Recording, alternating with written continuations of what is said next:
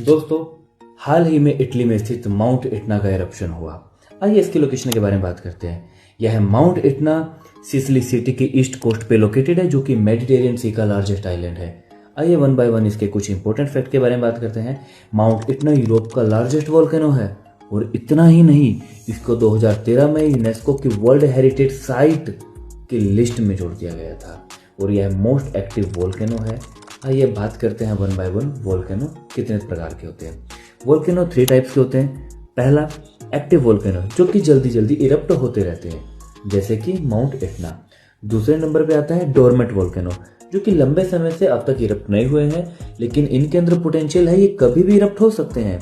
Last है extinct volcano, जो कि हजारों सालों से अब तक इरप्ट नहीं हुए हैं, और संभावना भी नहीं है कि कभी इरप्ट होंगे। और last, note the list, important fact कि यह एक स्ट्रेटो या फिर कंपोजिटिव वोल्केनो भी है।